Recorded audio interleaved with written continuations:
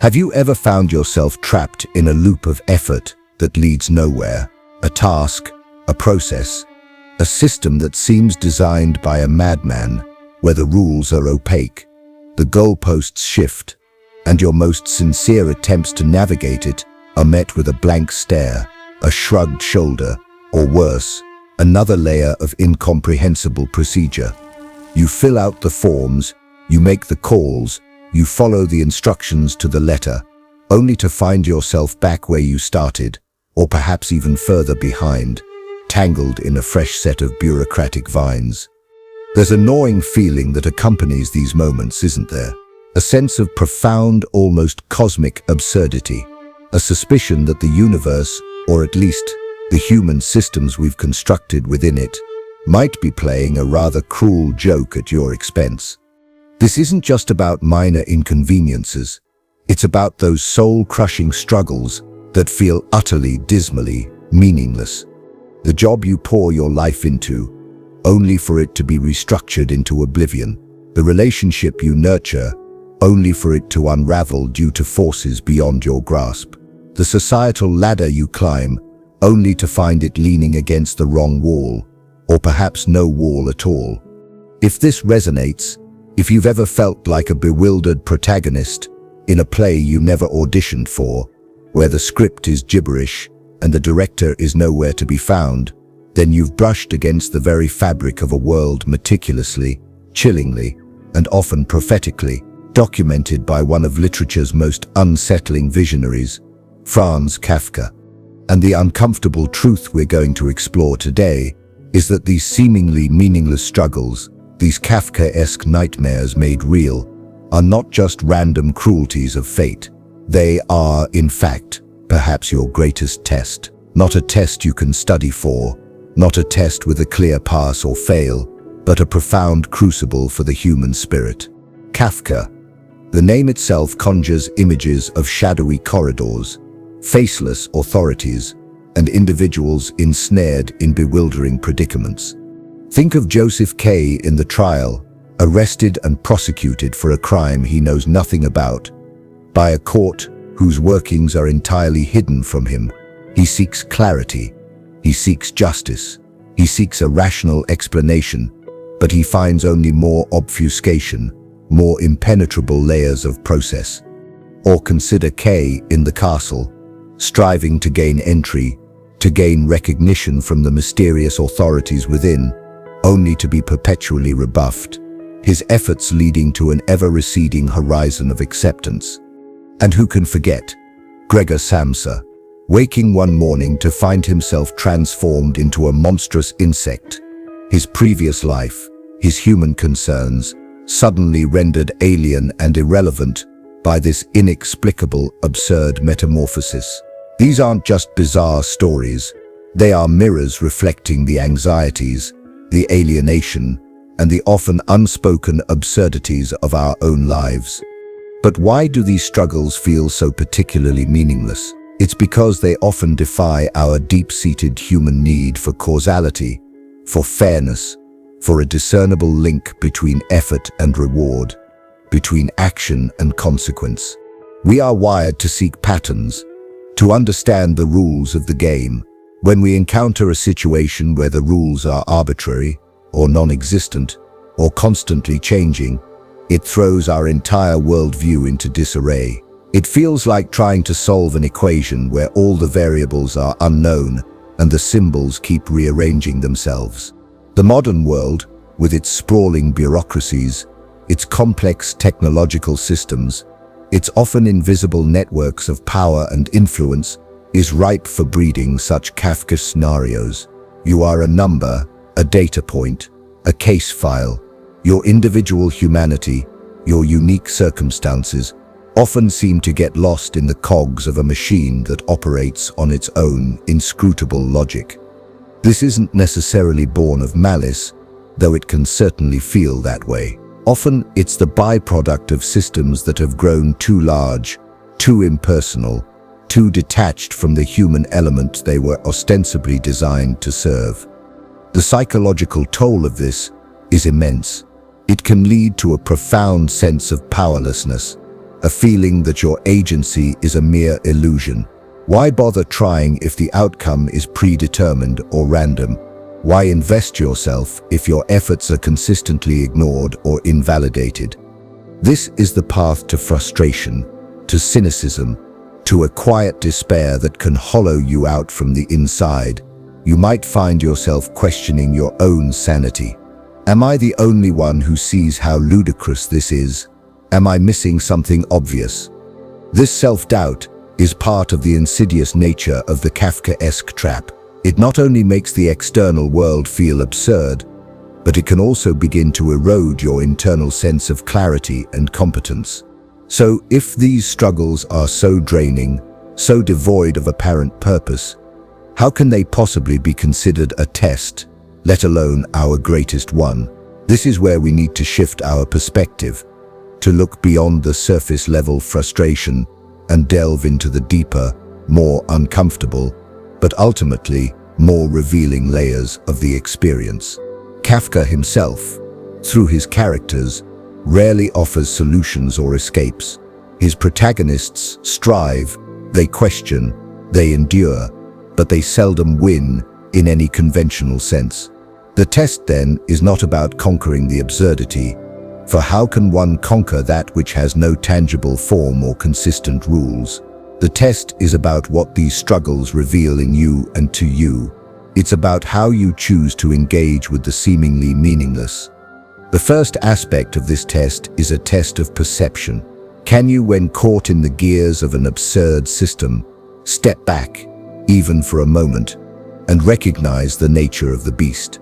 Can you see the inherent irrationality without immediately internalizing it as a personal failure or a cosmic indictment? Kafka's characters often grapple with this. Joseph K. tries to apply logic to an illogical court. K. in the castle tries to find a rational path to an irrational authority. Part of their torment is their inability to fully accept the fundamental absurdity of their situation. The test for us is, can we develop a kind of absurdity radar? Can we learn to identify when we are in a Kafkaesque loop, not to immediately escape it, for that is often impossible, but to understand the territory we are in? This awareness, this conscious recognition, is the first step towards reclaiming a sliver of internal freedom. It's the difference between being a blindfolded participant and an unwilling but observant witness.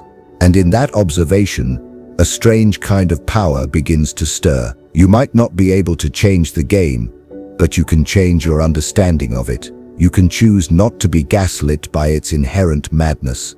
Consider again that test of perception. It's not merely about acknowledging, oh, this is absurd.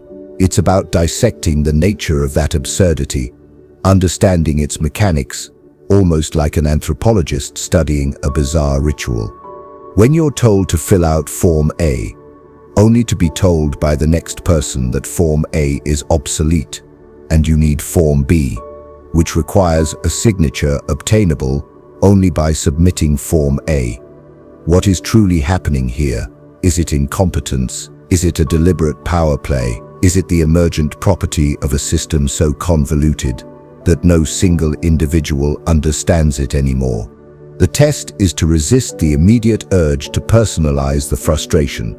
You're doing this to me, and instead to observe the phenomenon with a cooler, more analytical eye.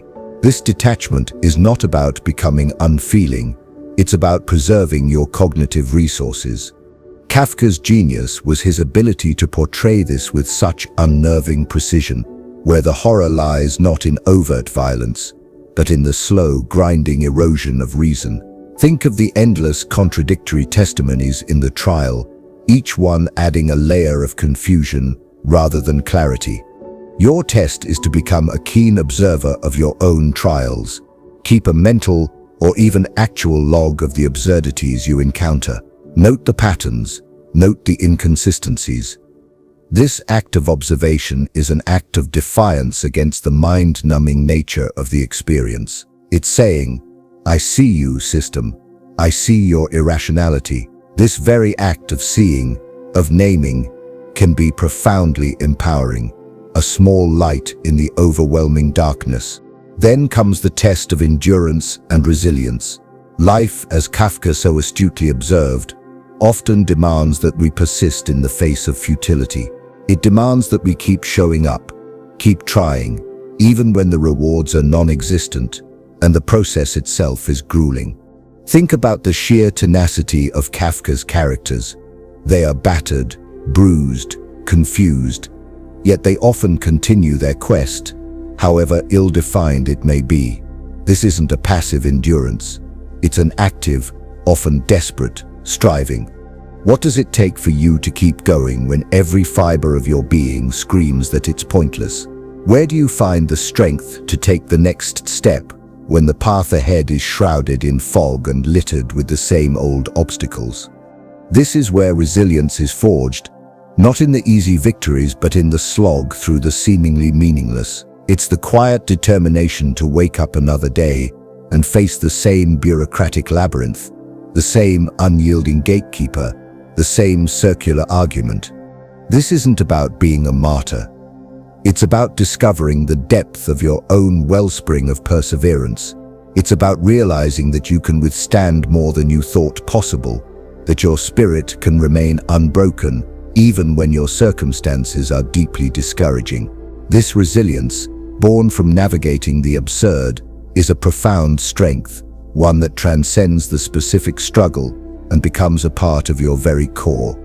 And when we speak of the test of endurance and resilience, let's be clear, this is not a call for masochism. It's not about glorifying suffering. It's about recognizing that some struggles are unavoidable and that our capacity to endure them without losing our essential selves is a measure of profound strength. Kafka's characters are often passive in their outward actions, but incredibly active in their internal endurance, their relentless, albeit often futile, quest for understanding or resolution. Think about the sheer psychological stamina required to exist in a state of perpetual uncertainty, as Joseph K. does. He goes about his banking job, he tries to maintain relationships, all while this undefined, ominous charge hangs over him. What does this kind of endurance look like in your life? It's the parent caring for a chronically ill child, navigating endless medical appointments and bureaucratic hurdles, year after year. It's the artist persisting with their vision, despite constant rejection and financial insecurity. It's the activist fighting for a cause that seems to make little headway against entrenched power. This isn't about winning in the short term. It's about the development of an inner fortitude, a spiritual toughness that says, "This is hard, this is perhaps even absurd, but I will not be extinguished by it. My spirit is more resilient than this challenge."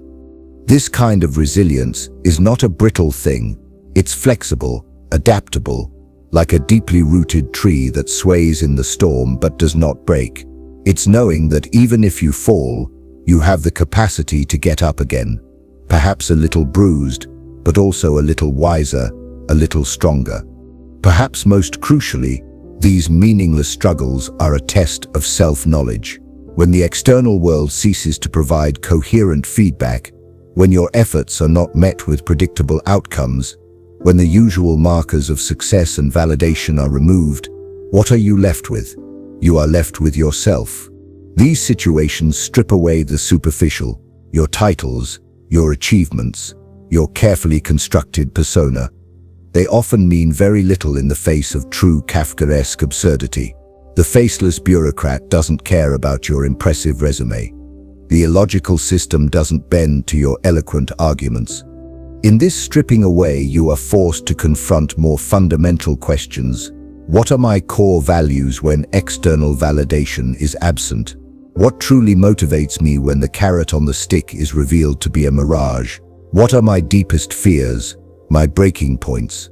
What untapped reserves of patience or anger or even humor do I possess? Kafka's work is a profound exploration of the individual psyche under pressure. His characters are constantly examining their own motives, their own guilt, often a free-floating, undefined guilt, their own place in a bewildering world. These struggles, as agonizing as they are, can be a harsh but effective mirror, reflecting back to you the unvarnished truth of your inner landscape. Are you willing to look? Are you willing to learn what you see there? The test of self-knowledge that these struggles precipitate is perhaps one of the most uncomfortable, yet ultimately rewarding.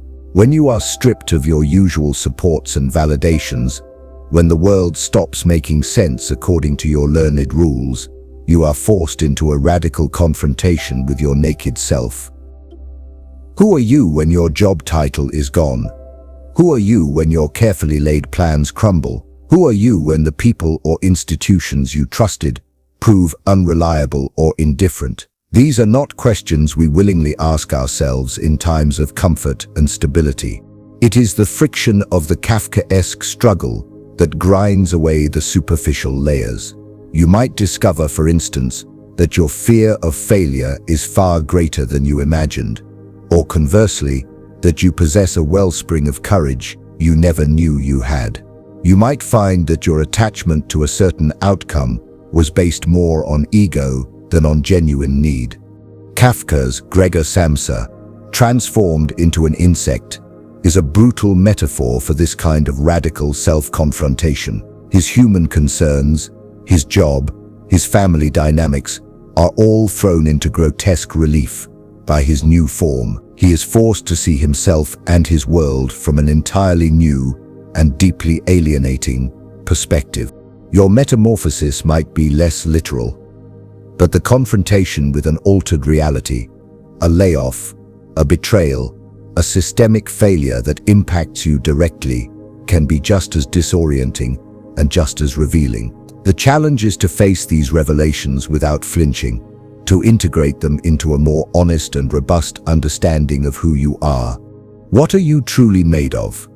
When the external scaffolding is kicked away, the answer to that question is a pearl of immense price. This leads directly to the test of authenticity. In a world that often demands conformity to senseless rules or participation in rituals that feel hollow, how do you maintain a sense of your true self? When you're pressured to say the right things, nod at the right times, and play a role that feels alien to your core, do you succumb completely, or do you find a way to preserve an inner sanctum of authenticity? This isn't necessarily about outward rebellion. Kafka's characters rarely engage in grand, heroic acts of defiance that topple the system. The rebellion is often more subtle, more internal. It might be the refusal to fully believe in the system's legitimacy, even while navigating its demands. It might be the private acknowledgement of the absurdity, a shared glance with another soul who also sees through the charade. It might be the quiet commitment to your own values, even when the world around you seems to mock them. The test is whether you allow the meaninglessness of the external situation to define the meaningfulness of your internal world. Can you, like a plant growing through a crack in the concrete, find a way to express your own nature, however constrained the environment? Consider the test of authenticity in greater depth. Society, much like Kafka's bureaucracies, often presents us with scripts. Be ambitious, but not too aggressive. Be kind, but don't be a pushover. Be successful, but define success according to these narrow parameters. We learn to wear masks, to play roles, often without even realizing how much of ourself is a performance tailored for an unseen audience. The Kafkaesque struggle, by its very nature, often renders these performances useless. The indifferent system doesn't applaud your well-rehearsed lines. The absurd situation doesn't care if you're playing the good employee or the compliant citizen. This can be terrifying, but also liberating. It's an invitation to drop the mask, if only for yourself. Ask yourself, what parts of my daily life are a performance? What beliefs do I espouse because they are expected, not because they are truly mine? When do I say yes, when my soul is screaming no? The pressure to conform in a Kafkaesque situation is immense, precisely because non-conformity often leads to further complications, further entanglement in the system. Yet, true authenticity in these moments might lie in the small, internal acts of resistance. The refusal to internalize the system's insane logic, the decision to treat others with humanity even when the system encourages impersonality, the commitment to your own moral compass, even when it's at odds with the prevailing madness. It's about drawing a line in the sand of your own soul and saying, this far and no further. This I will not compromise. That quiet integrity in the face of overwhelming absurdity is a profound form of authenticity. And this brings us to what might be the most challenging, yet potentially the most transformative aspect of this Kafkaesque test, the test of meaning-making. If the struggle itself is inherently meaningless, if the system is absurd, if the authorities are indifferent or inaccessible, then meaning cannot be found within the struggle in the conventional sense. You will not receive a certificate of achievement for successfully navigating a bureaucratic nightmare. The castle will likely remain closed. The trial may never reach a just or understandable conclusion. So, where is meaning to be found? Kafka suggests, and existential thinkers after him have echoed, that meaning is not something to be discovered out there, but something to be created or asserted from within. It is found in your response to the meaninglessness. It is found in the attitude you adopt, in the choices you make within the narrow confines of your situation.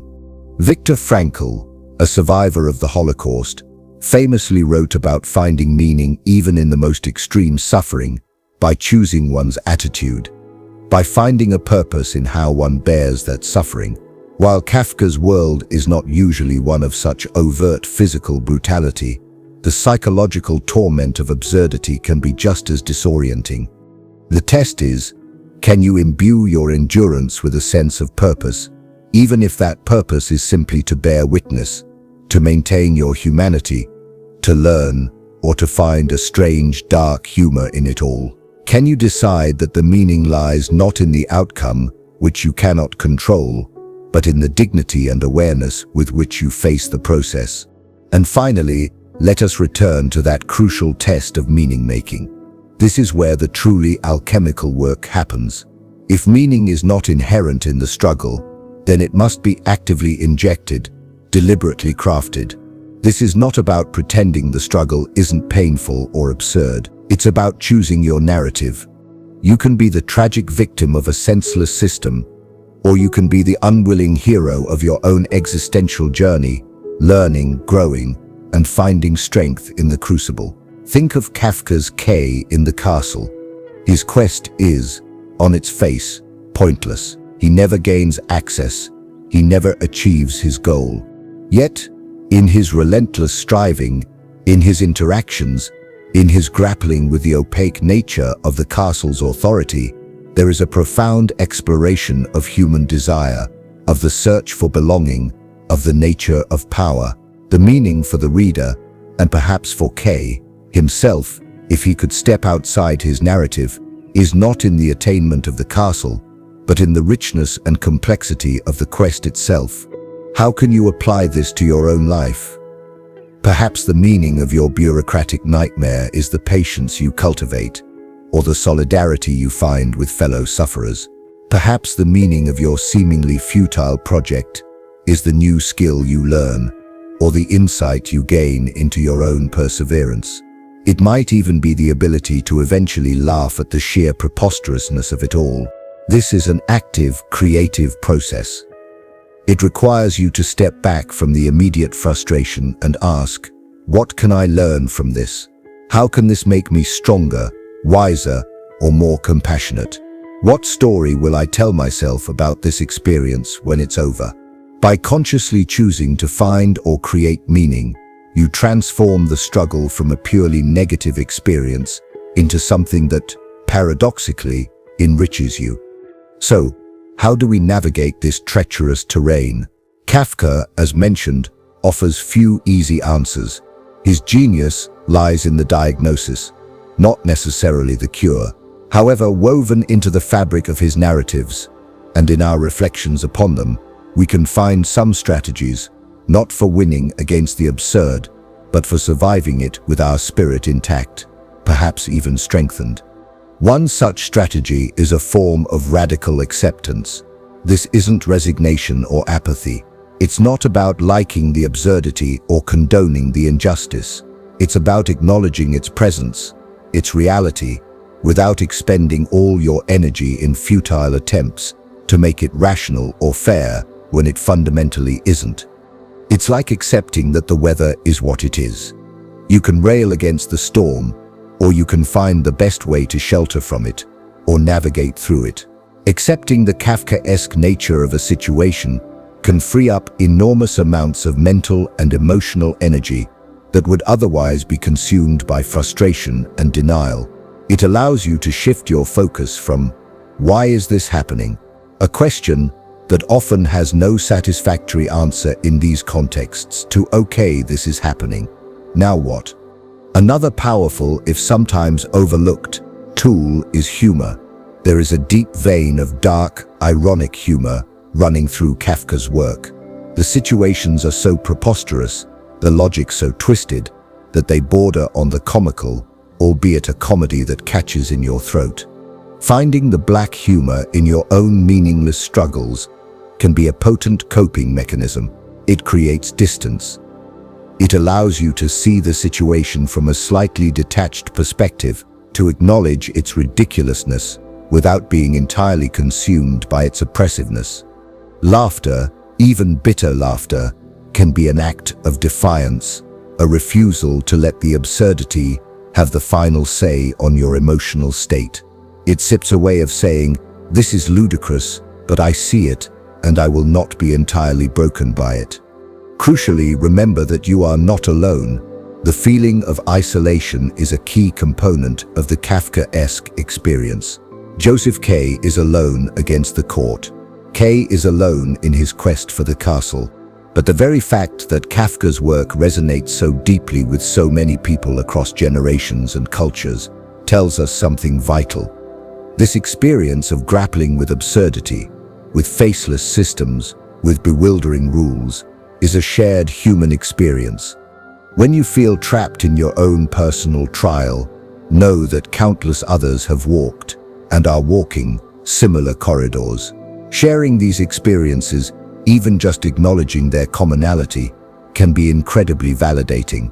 It can break the spell of isolation and foster a sense of solidarity. Reach out, talk about it. Find others who understand. The burden feels lighter when you realize it's not uniquely yours. And perhaps the most empowering shift is to focus on the process, not the outcome. In a Kafkaesque world, the outcome is often out of your hands. The castle may never grant you entry. The trial may never conclude justly. If your sense of worth and purpose is tied solely to achieving these elusive external goals, you are setting yourself up for perpetual disappointment. But what if the win is not in reaching the destination, but in how you conduct yourself on the journey? What if the meaning is found in the integrity you maintain, the awareness you cultivate, the small acts of kindness or connection you manage along the way, even in the face of systemic indifference? This shifts the locus of control back to you, to your internal state, to your choices within the given circumstances, however constrained they may be. Finally, embrace the rebellion of conscious awareness, to simply see the system for what it is, to name the absurdity, to refuse to be entirely duped by its pretenses of rationality or authority. This is an act of profound internal freedom. It may not change the external reality, but it changes your relationship to it. You are no longer a passive victim, but an aware participant, a conscious observer of a flawed and often nonsensical game. This awareness is your shield. It's your compass. It allows you to navigate these treacherous waters with a degree of clarity and self-possession that would be impossible if you were still trying to make sense of the senseless. Navigating these tests requires more than just passive endurance. It requires active engagement. When you're dealing with these systems, document everything. Become your own meticulous archivist. Sometimes the only way to expose the absurdity is to have an undeniable record of its twists and turns. Seek out allies, even if it's just one other person who gets it. The feeling of shared experience can be a lifeline, and don't be afraid to challenge, respectfully but firmly, when you encounter clear illogic or injustice. Kafka's characters often internalize the system's power. They question themselves more than the system. You have the right to ask for clarity, to point out contradictions, to demand accountability, even if you know the chances of a satisfactory response are slim. The act of challenging, in itself, can be empowering. It reasserts your agency, your refusal to be a completely passive cog. Moreover, cultivate spaces in your life that are deliberately anti-Kafkaesque. Nurture relationships built on genuine connection and clear communication. Engage in creative pursuits where you have agency and can see the direct results of your efforts. Spend time in nature, where the laws are complex but not arbitrary, where there's an inherent order, however wild. These become your sanctuaries, places where you can recharge your spirit. And remember that not all of life is an exercise in futility. This balance is crucial. You cannot live entirely within the Kafkaesque without succumbing to it. You need heavens of sense and meaning to sustain you. Why then are these meaningless struggles your greatest test? Because they strip away all the superficialities, all the illusions, all the easy comforts.